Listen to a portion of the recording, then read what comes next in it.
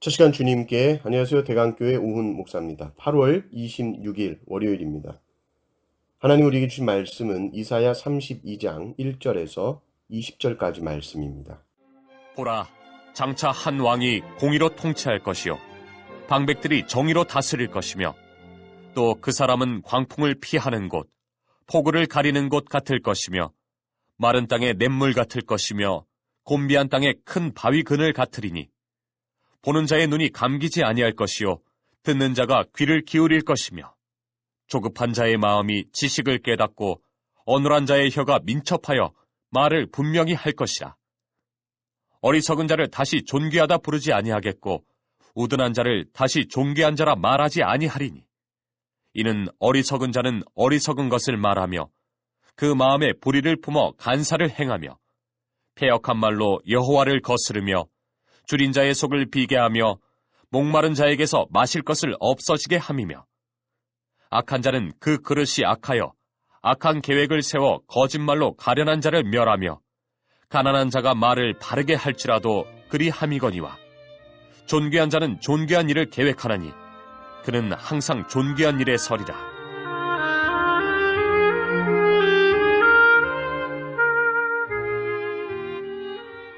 너희 안일한 여인들아, 일어나 내 목소리를 들을지어다. 너희 염려 없는 딸들아, 내 말에 귀를 기울일지어다. 너희 염려 없는 여자들아, 1년 남짓 지나면 너희가 당황하리니 포도 수확이 없으며 열매 거두는 일이 이르지 않을 것임이라. 너희 안일한 여자들아 떨지어다. 너희 염려 없는 자들아 당황할지어다. 옷을 벗어 몸을 드러내고 배로 허리를 동일지어다. 그들은 좋은 밭으로 인하여 열매 많은 포도나무로 인하여 가슴을 치게 될 것이니라.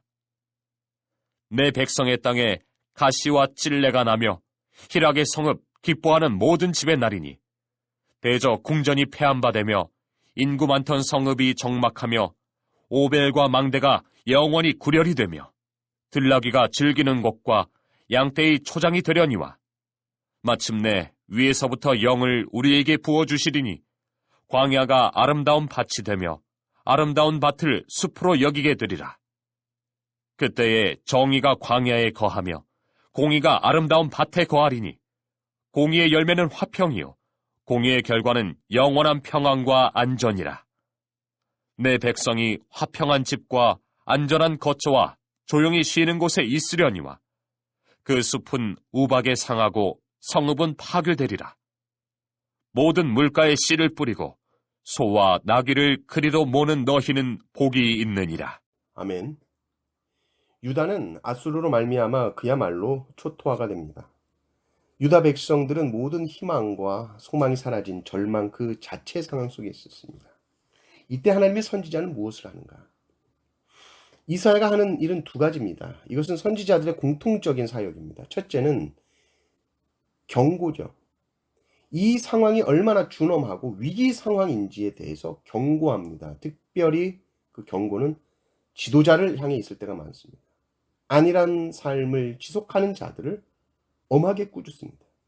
둘째는 이 어려운 상황 속에서 낙심해 있는 백성들이 절망 가운데 빠지지 않도록 다시 소망을 가지도록 어루만져주는 일을 하는 것이죠. 1절을 보면 한 왕, 공의로 통치하는 한 왕을 소개하고 있습니다. 하나님의 백성의 왕은 자기 마음대로 통치하면 절대로 안 됩니다. 오직 하나님의 뜻대로 통치해야 합니다. 하나님의 뜻대로 통치하는 것이 뭐냐 했을 때 공의와 정의로 통치하는 것입니다. 그러면 어떻게 되는가? 1절, 2절을 보십시오. 보라, 장차 한 왕이 공의로 통치할 것이요 방백들이 정의로 다스릴 것이며 또 그 사람은 광풍을 피하는 곳, 폭우를 가리는 곳 같을 것이며 마른 땅의 냇물 같을 것이며 곤비한 땅의 큰 바위 그늘 같으리니. 좋은 나라가 된다는 것이죠. 살기 좋은 나라가 된다는 것이죠. 그러니 희망을 가지라는 겁니다. 지금 이 궁핍하고 공고한 상황이 어려움과 고통이 사라지고 좋은 세상이 시작된다. 그것은 메시아가 오심으로 시작된다. 그래서 사람들이 하나님의 말씀을 깨닫고 순종한다. 지금까지 불순종했는데 이들이 말씀을 듣고 행하며 순종하는 세상이 열리게 된다. 이사야는 소망을 주고 희망을 선포하고 있습니다. 그러면서 9절을 보면 안일한 여인들을 경고합니다. 너희 안일한 여인들아 일어나 내 목소리를 들을지어다. 너희 염려 없는 딸들아 내 말에 귀를 기울일지어다. 안일한 여인들아 하고서는 10절 11절을 보면 포도 수확이 없어지고 열매가 없어진다 경고하죠. 추수기가 되면 여인들이 기뻐서 춤춥니다. 그런데 이 기쁨이 없어지고 사라지고 슬픔의 통곡을 하게 될 것이다. 열매가 아니라 가시와 찔레가 들어찬다. 궁전이 황폐하고 성읍이 적막하다. 야생 짐승들이 들끓게 될 것이다. 1년 남짓 지나지 않아 농사가 망하는 재앙이 임하게 된다.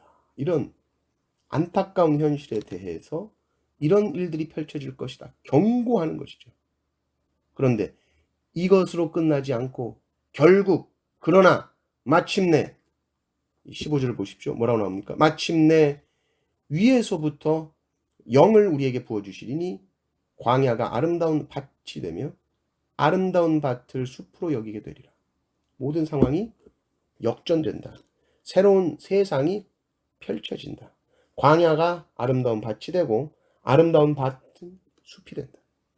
근데 어떻게 이런 역전이 일어나는가 했을 때에 위에서부터 영을 우리에게 부어주신다. 부어주시는 거예요. 무너지는 곳, 황폐하게 된 곳이 다시 일어난다는 것은 쉬운 일이 아닙니다. 우리가 마음 잡는다고 되는 것이 아닙니다. 내가 결심한다고 되는 것이 아닙니다.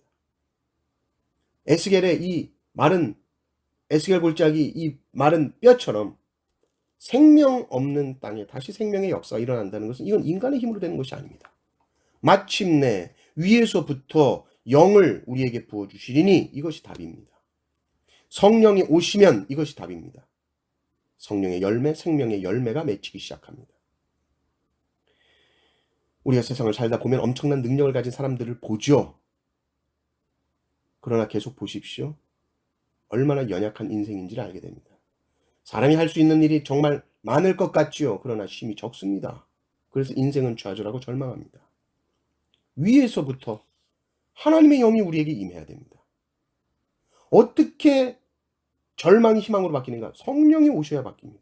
성령 충만해야 절망 속에 있던 자가 소망을 품습니다. 성령님을 구하십시오. 여러분이 밟고 있는 땅이 혹시 절망의 땅이라면 오늘 하루 성령님의 임재를 구하며 그 땅에서 소망의 사람, 희망의 사람으로 살아가시기를 주님의 이름으로 축원합니다.